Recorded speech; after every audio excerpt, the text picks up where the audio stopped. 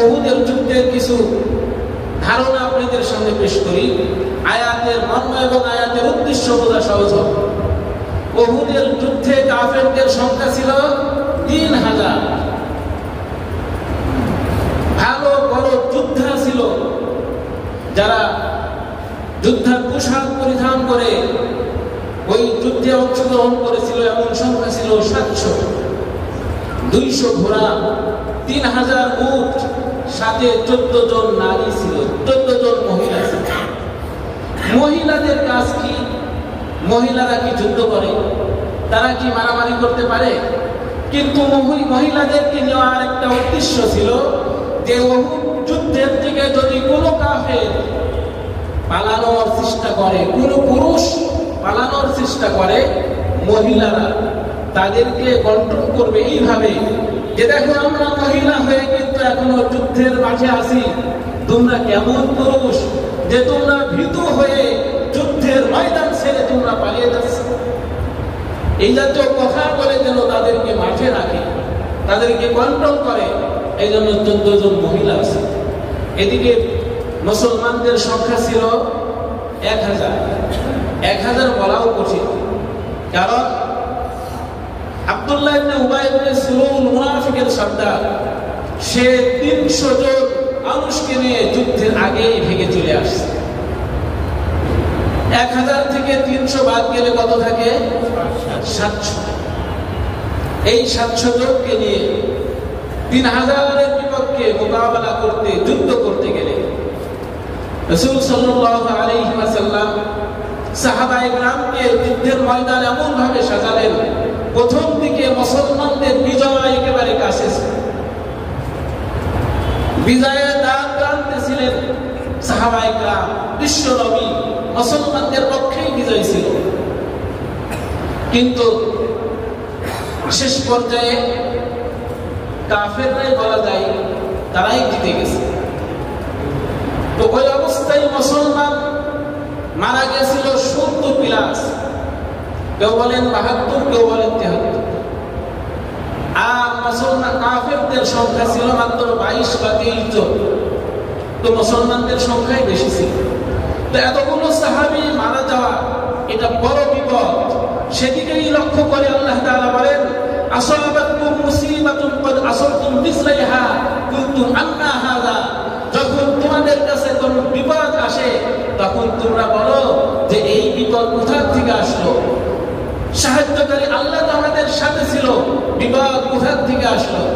আল্লাহ বলেন যে ধৈর্য ধরো, বদরের যুদ্ধে তোমরা তো তাদের সাথে যুদ্ধ করেছিলে, বিপদ তো তোমরা দ্বিগুণ ঘটাইছিলে। বদরের যুদ্ধে কাফেররা মারা গেছিল 70, এবং 70 জন কাফের বন্দী হয়েছিল। আল্লাহ তাআলা বলেন ক্বাদ আসাবতুম মিসলাইহা, এর দ্বিগুণ বিপদ তোমরা ঘটিয়েছো বদরের যুদ্ধে। তোমরা তো শুধু 70 জন মারাই গেছে, আর বদরের যুদ্ধে তারা 70 মারা গেছে, আবার 70 জন বন্দী হয়েছে। তারা মুক্তি পাওয়ার জন্য অনেক অর্থ ব্যয় করেছে। তো বিপদ তো তোমরা নগর ঘটিয়েছে। আল্লাহ তাআলা তাদেরকে সান্ত্বনা দিলেন যে হতাশের কোনো কারণ না, কাফেরদের উপর আরো বড় বিপদ এসেছে। তবে তোমাদের এই বিপদের জন্য দোষী তোমরাই। বিশ্বনবী মুহাম্মদ সাল্লাল্লাহু আলাইহি সাল্লাম 700 সাহাবীদেরকে নিয়ে, মুসলমানদের নিয়ে যখন উহুদ পাহাড়ের পাশে গেলেন, 50 জন সাহাবী হযরত আব্দুল্লাহ ইবনে জুবায়ের রাদিয়াল্লাহু আনহুকে জিম্মাদার বানিয়ে, আমির বানিয়ে উহুদ পাহাড়ের পাশে, আমরা যারা উমরাতে বা হজের সফরে গেছি, উহুদ পাহাড়ে উহুদের যুদ্ধে যে সকল সাহাবায়ে কেরাম শহীদ হয়েছিলেন তাদের যে জায়গাতে দাফন করা হয়েছে, সেই জায়গায় পাশে একটা মসজিদ আছে, মসজিদুল জামিউশ শুহাদা আল উহুদ। এই মসজিদের পাশে একটা ছোট পাহাড় আছে, রোমা পাহাড় বলে।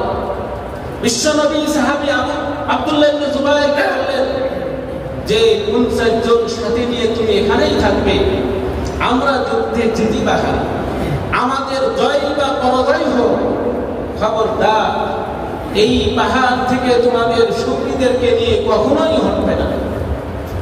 যখন যুদ্ধ মুসলমানদের পক্ষে চলে আসছে, মুসলমান একেবারে বিজয়ের দ্বার প্রান্তে, আব্দুল্লাহ ইবনে জুবাইরের সাথে থাকা 50 জনের কিছু সাহাবী বললেন যে আমরা তো বিজয় হয়ে গেছি, গনিমতের মাল কুড়ানোর জন্য যাই।